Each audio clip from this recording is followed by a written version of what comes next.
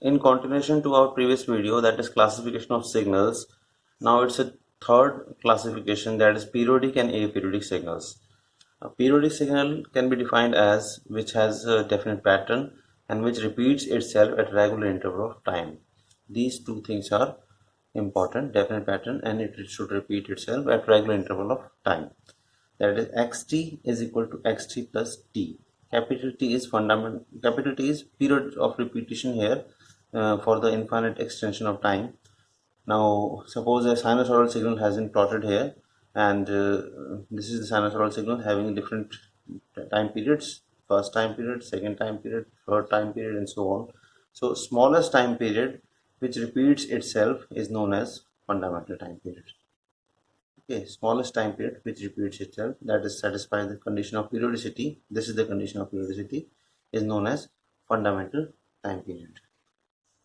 Now, what is angular frequency? Angular frequency is omega is equal to 2 pi f or 2 pi by t in terms of frequency or in terms of time. And you know that time has the unit of second, suppose, or microsecond, millisecond, and so on, but in terms of second. And frequency must have unit of time inverse, that is second inverse, or hertz in other words. And the unit of pi is in radian. So what is the unit of omega, that is angular frequency? Now it will become radian per second, that is radian per second. And for those who don't know what is radian, radian is nothing but the circular motion, that is 2 pi radian is equal to 360 degree. A complete 2 pi radian will be equal to 360 degree. It means one circular rotation. So this is the time plot, this is the angular frequency plot. What does it mean? It means that a fundamental time period will complete one complete revolution on the angular scale, and thus again it will repeat itself. The first, that is from 0 to pi by 2, 0 to pi by 2 will reach here, then 0 to pi will reach here, and then 3 pi by 2 and complete 2 pi will reach again the same point. Will reach again the same point, which is the same. Okay.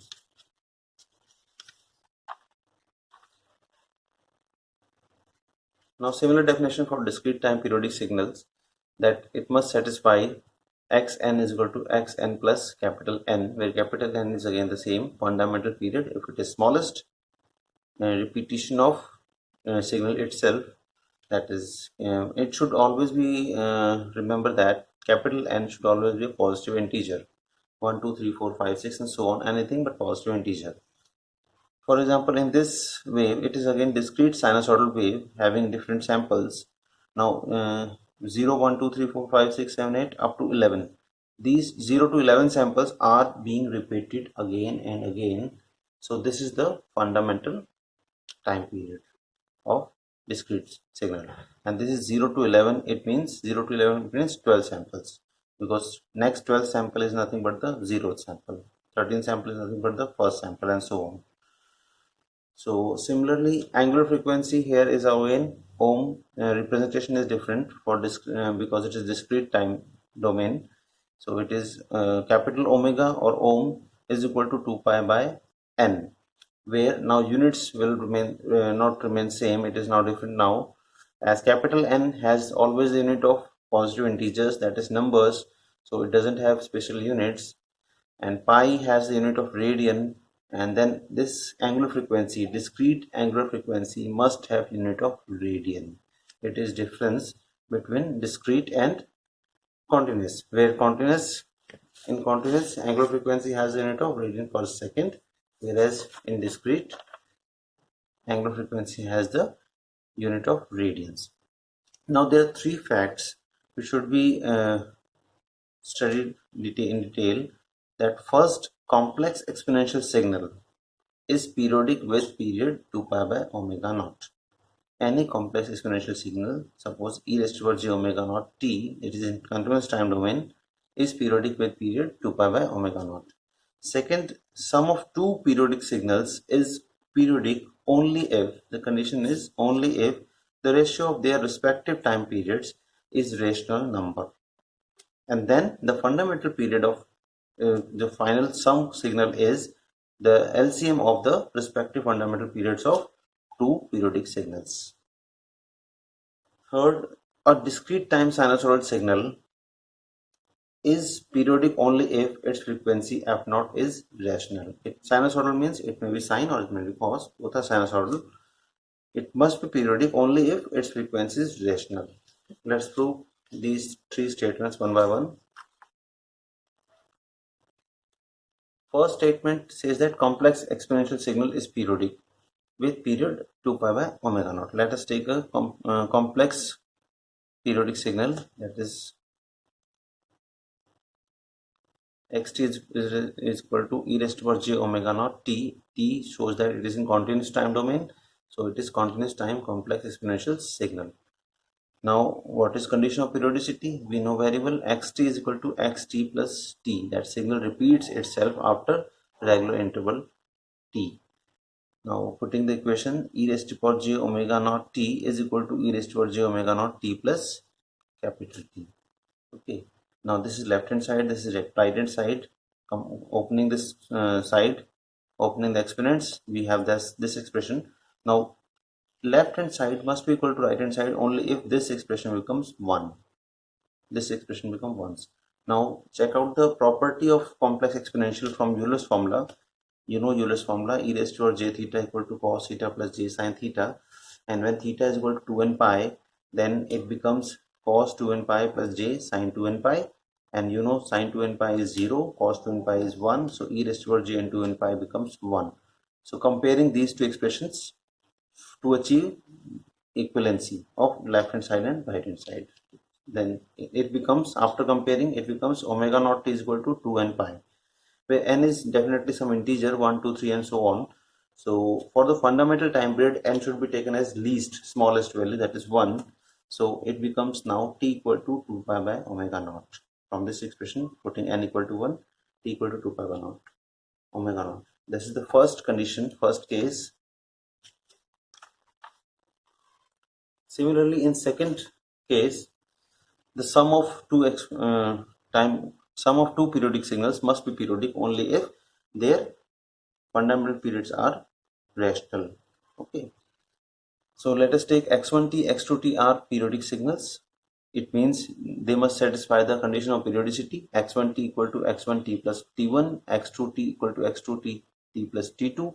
t1, t2 are the fundamental time periods of x1t and x2t, and in general we can write x1t plus mt1 x2t t plus kt2, where m and k are some integers, positive integers. So let us see, when m is equal to 0, it becomes this expression. When m equal to 1, it becomes this expression. M equal to any term, then it becomes this expression. That means putting the value of m and k, we achieve this particular relation. So all are same according to condition of periodicity. Now putting the sum of x1t and x2t will yields what? This is the sum, and putting the value general expression x1t plus mt1 plus x2t plus kt2, putting the general expression of x1 and x2t. Now for periodicity, condition of periodicity says that xt is equal to xt plus t.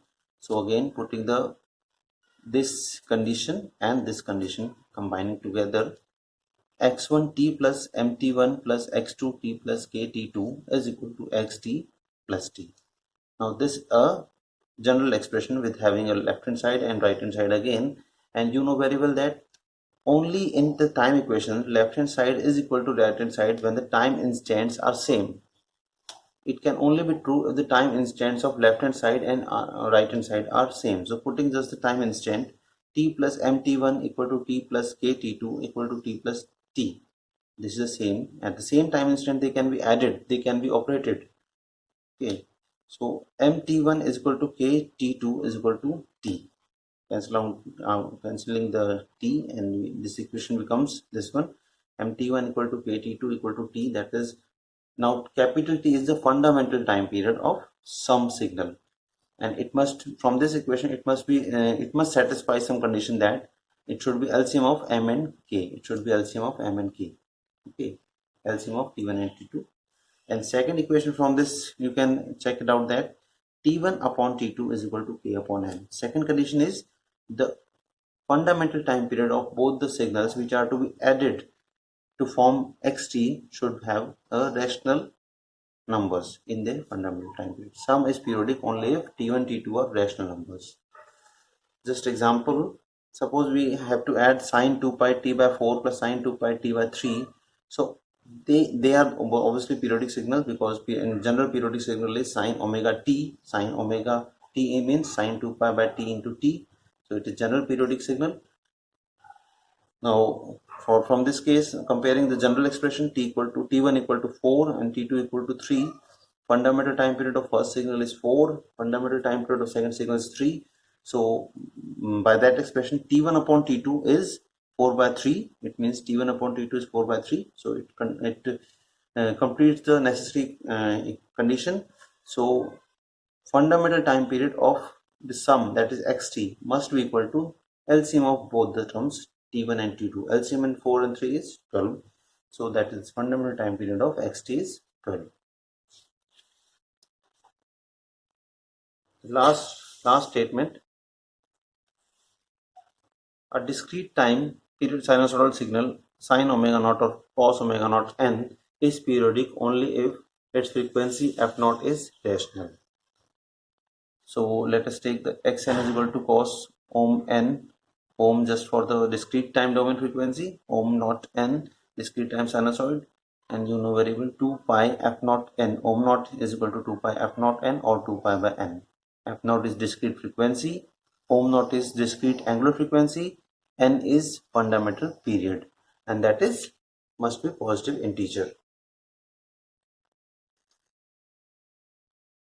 For periodicity, the condition is xn is equal to xn plus n. That is 2. The condition is xn is cos 2 pi f naught n. We can take any term, obviously, all are same. Cos 2 pi f naught n is equal to cos 2 pi f naught n plus n. The condition is from left hand side to right hand side. Now check out whether this condition will be same or not. Solving this 2 pi f naught n plus 2 pi f naught n capital, and you have this expression, and if left hand side is equal to right hand side only if this term will not be here. So how this term can be removed? It is the general expression of cos, that cos 2 pi k plus theta is equal to cos theta, where k is any integer. It means complete cycle of cos will result the same expression, because cos is a periodic signal. Okay, so from this expression 2 pi f naught n must be some integer multiple of pi, must be 2 into integer multiple of pi. This is the condition by which we can have the cos theta form, that is cos 2 pi f naught n will become plus 2 pi f naught n. If this condition met, then it becomes cos 2 pi f naught n, small n. Okay, only this is. So putting the condition, that is f naught is equal to k by n, pi to pi cancel out, 2 to 2 cancel out, and f naught becomes k by n.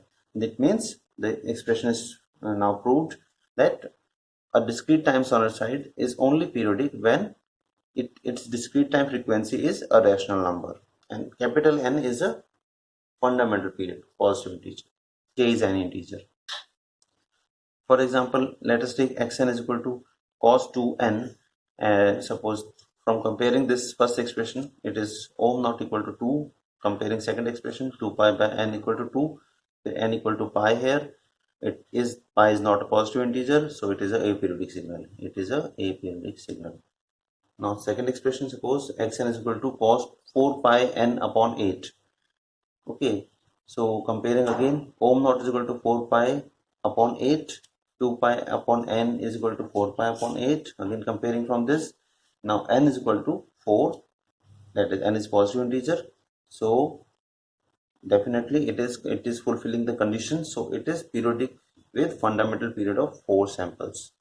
So it is easy to remember that if a term having sinusoid having pi is there, then it is periodic, otherwise it is not periodic. Okay. Now that's all for this video. In the next video we will study another classification of signals. Thank you for watching.